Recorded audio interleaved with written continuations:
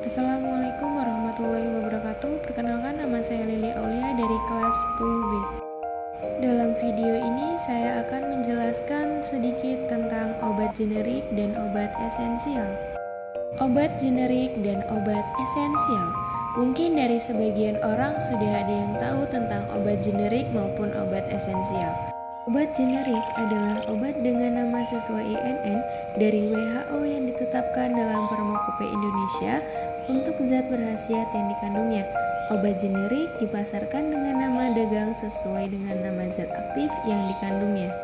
Obat generik sendiri ada dua macam loh, antara lain yang pertama ada obat generik bermerek dagang atau OGM. Adalah obat generik yang diberi merek dagang oleh industri farmasi yang memproduksinya. Contoh obat generiknya adalah natrium diklofenak dan contoh nama merek dagangnya adalah Voltadek. Bisa teman-teman lihat sendiri, ada gambarnya juga loh di bawah. Kemudian yang kedua adalah obat generik berlogo atau OGM. Obat generik berlogo diberi logo khusus yang menunjukkan bahwa obat generik tersebut diproduksi oleh pabrik obat yang sudah mendapatkan sertifikat cara produksi obat yang baik atau CPOB, sehingga dapat dijamin mutunya.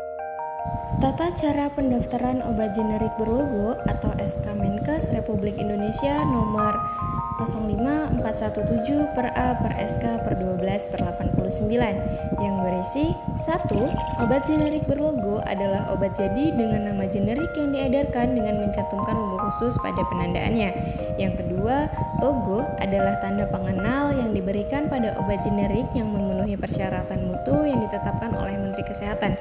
Yang ketiga, pengajuan pendaftaran obat generik berlogo hanya dilakukan oleh industri farmasi yang telah menerapkan cara produksi obat yang baik atau CPOB yang dibuktikan dengan sertifikat CPOB yang diterbitkan oleh badan. Yang keempat, obat generik yang didaftarkan juga harus memenuhi spesifikasi baku untuk setiap jenis sediaan dan kemasan obat generik berlogo dan persyaratan yang ditetapkan oleh Badan POM. Contoh-contoh obat generik berlogo antara lain A. Asetosal 100 mg tablet, B. Amoxicillin 500 mg kapsul, C. Ampicillin 120 mg per 5 ml sirup kering. Faktor yang menyebabkan obat generik murah. Wah, ternyata obat generik murah memiliki faktor juga ya teman-teman. Yang pertama ada harga diatur pemerintah, yang kedua tidak dipromosikan besar-besaran, dan yang ketiga biaya produksi rendah. Pemasaran obat generik di Indonesia. Yang pertama, awal peluncuran hanya beberapa puluh saja UGB yang diproduksi BUMN. Namun, seiring dengan upaya memudahkan keterjangkauan oleh daya beli masyarakat, maka diproduksilah lebih dari 170 item obat. Yang kedua, obat yang dibuat dalam bentuk OGB misalnya untuk penyakit simptomatis seperti paracetamol, antalgin, ibuprofen, dan lain-lain.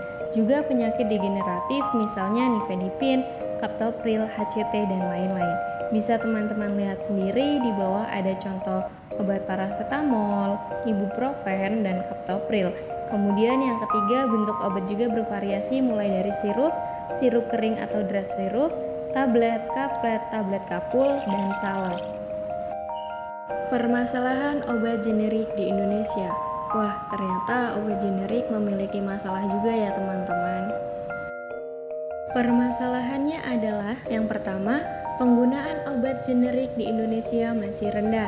Yang kedua, tenaga kesehatan enggan meresepkan obat generik. Dan yang ketiga, penggunaan obat generik oleh pasien rendah. Dari sumber permasalahan pastinya ada solusinya ya teman-teman. Nah, di sini solusi untuk mengatasi permasalahan obat generik di Indonesia. Solusinya adalah dengan cara revitalisasi penggunaan obat generik. Pemerintah perlu menyadarkan masyarakat agar tidak lagi meragukan kualitas obat generik, sehingga masyarakat tidak ragu untuk menggunakan obat generik.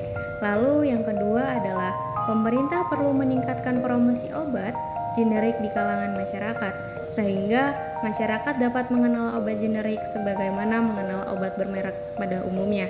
Lalu yang terakhir adalah menerapkan aturan yang mewajibkan dokter, pemerintah untuk memberikan obat generik dalam penulisan. Makna gambar logo obat generik. Wah, ternyata logo obat generik juga memiliki arti ya teman-teman. Yang pertama, berbentuk bulat, berarti suatu kebulatan tekad untuk menggunakan obat generik. Dan yang kedua, garis-garis tebal tipis berarti menjangkau seluruh lapisan masyarakat. Dan yang terakhir, berwarna hijau berarti obat yang telah lulus dalam segala pengujian. Selanjutnya kita masuk ke dalam obat esensial. Wah, kira-kira obat esensial ini apa ya teman-teman? Obat esensial adalah obat terpilih yang paling dibutuhkan untuk pelayanan kesehatan, mencakup upaya diagnosis, profilaksis terapi, dan rehabilitasi yang diupayakan tersedia pada unit pelayanan kesehatan sesuai dengan fungsi dan tingkatnya. Penerapan konsep obat esensial. Kira-kira apa saja nih penerapannya? Penerapan konsep obat esensial dapat dilakukan melalui daftar obat esensial nasional, pedoman pengobatan, formularium rumah sakit, dan informatorium obat nasional Indonesia yang merupakan komponen saling terkait untuk mencapai peningkatan ketersediaan dan suplai obat serta kerasionalan penggunaan obat. Selanjutnya ada Daftar Obat Esensial Nasional atau biasa disingkat DOEN. Daftar Obat Esensial Nasional merupakan daftar obat terpilih yang paling dibutuhkan dan yang diupayakan tersedia di unit pelayanan kesehatan sesuai dengan fungsi dan tingkatnya. Penerapan daftar obat esensial nasional dimaksudkan untuk meningkatkan ketepatan, keamanan, kerasionalan penggunaan, dan pengelolaan obat yang sekaligus meningkatkan daya guna dan hasil guna biaya yang tersedia sebagai salah satu langkah untuk memperluas, memeratakan, dan meningkatkan mutu pelayanan kesehatan kepada masyarakat. Pedoman pengobatan. Pedoman pengobatan disusun secara sistematik untuk membantu dokter dalam menegakkan diagnosis dan pengobatan yang optimal untuk suatu penyakit tertentu. Pedoman pengobatan disusun untuk setiap tingkat unit pelayanan kesehatan seperti pedoman pengobatan dasar di puskesmas, pedoman diagnosis, dan terapi di rumah sakit. Penelitian dan pengembangan. Penelitian dan pengembangan dilakukan untuk menunjang proses penyusunan dan penyempurnaan daftar obat esensial nasional. Yang terakhir adalah jaga mutu. Jaga mutu obat menyeluruh yang meliputi tahap pengembangan produk, cara pembuatan obat yang baik atau CPOB, monitoring mutu obat pada rantai distribusi dan penggunaannya, merupakan elemen penting dalam menerapkan konsep obat esensial. Mungkin segitu saja penjelasan dari saya. Thank you. Wassalamualaikum warahmatullahi wabarakatuh.